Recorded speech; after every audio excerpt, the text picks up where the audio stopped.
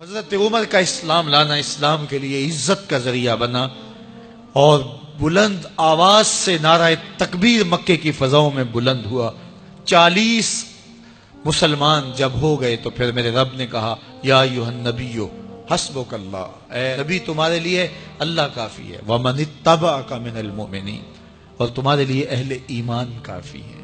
حضور علیہ السلام کے حوالے سے ان کی حساسیت اور ان کا جوش و جذبہ اور ان کی غیرت ایمانی دیدنی تھی۔ حضرت شاہ ولی اللہ محدث دہلوی علیہ رحمہ فرماتے ہیں کہ 17 مقامات پہ قرآن مجید میں حضرت عمر کی رائے کے مطابق قرآن نازل ہوا۔ یہ اللہ نے حضرت عمر کو شان عطا فرمائی۔ اور پھر جب حضور علیہ السلام کے وصال کے بعد حضرت عمر سیدنا صدیق اکبر کے وصال کے بعد بھی تخت خلافت پہ بیٹھے، 22,55,000 مربع میل پہ آپ کی حکومت کی حدود پھیل گئی، اور حضرت عمر کی حکومت صرف انسانوں پر نہیں تھی، عمر کی حکومت پانیوں پر بھی تھی، عمر کی حکومت آگ پر بھی تھی، عمر کی حکومت ہواؤں پر بھی تھی، اور عمر کی حکومت دھرتی پر مٹی پر بھی تھی۔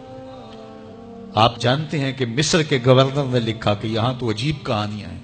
کیا ہوا؟ کہا کہ دریائے نیل اتنی دیر تک چلتا نہیں جب تک ایک نوجوان لڑکی کو زیورات سے آراستہ کر کے نیل میں ڈالا جاتا ہے، پھر نیل چلتا ہے، اور یہ برسا برس سے رسم جاری ہے۔ حضرت عمر کے پاس جب یہ پیغام پہنچتا ہے تو حضرت عمر نیل کو خط لکھ رہے ہیں، بسم اللہ الرحمن الرحیم، مصر کے نیل کے نام عمر کا خط، اور آگے لکھتے ہیں اے نیل اگر تو اللہ کے حکم سے چلتا ہے تو چل، ورنہ تیری کوئی ضرورت نہیں ہے۔ اور رکا لکھ کر کاسد کو دیا، جا کے یہ دریائے نیل میں ڈال دو۔ اللہ اکبر، جن کے رکے دریا بھی مانتے ہیں، پانیوں پر بھی حکومت ہے۔ اور نیل میں جب وہ رکا ڈالا گیا، نیل ایسا چلا آج تک کبھی رکا ہی نہیں ہے۔ پانیوں پر حکومت، ہواؤں پہ حکومت۔ مسجد نبوی کا ممبر ہے، عمر خطبہ دے رہے ہیں، عراق کے علاقہ نہاون میں جنگ ہو رہی ہے، مدینے سے 1 مہینے کی مسافت ہے، 1 مہینہ مسلسل چلیں تو نہاون آتا ہے۔ حضرت عمر خطبہ دیتے دیتے درمیان میں جملہ معترضہ کا، یا ساریہ الجبل، اے ساریہ پہاڑ نہ چھوڑنا۔ لوگ حیران ہیں کیا ماجرا ہوا کہ ہم سے مخاطبہ ہے، ساریہ نہاون میں ہے، اور کہا ساریہ پہاڑ نہ چھوڑنا۔ 1 مہینے کے بعد جب وہاں سے قاصد آیا، اس نے کہا اللہ نے فتح دے دی۔ کہا کیسے؟ کہا پہاڑ کو چھوڑ کر دشمن پر ٹوٹنے لگے تھے، آگے بڑھنے لگے تھے، ان پر حملہ آور ہونے لگے تھے۔ اچانک عمر کی آواز آتی، پہاڑ کو نہیں چھوڑنا، کیونکہ اگر ہم پہاڑ کو چھوڑ دیتے دشمن پیچھے سے حملہ آور ہونے کے لیے تیار کھڑا تھا۔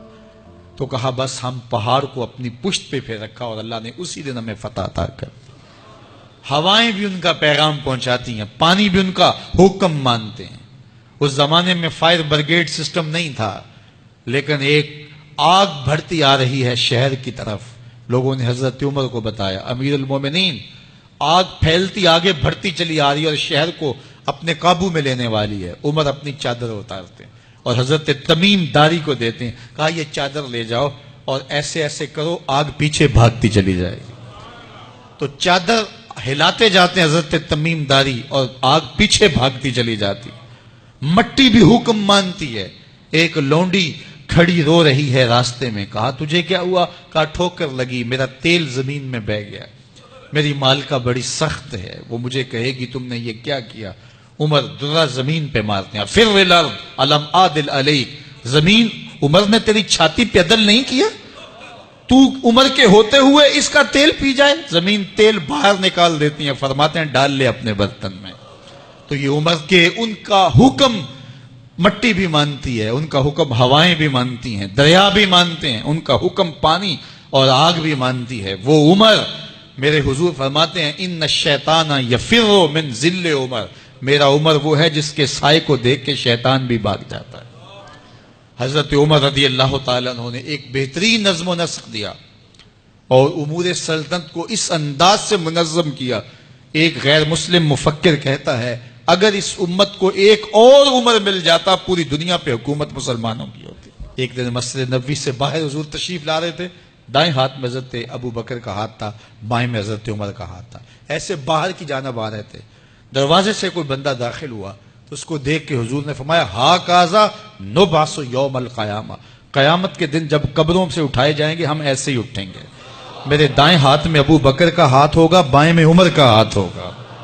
اللہ اکبر۔ جے شک ہووی تے چل مدینے، جے شک ہووی تے چل مدینے، آ ویخ لے جوڑ مزاراں دا، بن یار نبی دیاں یاراں۔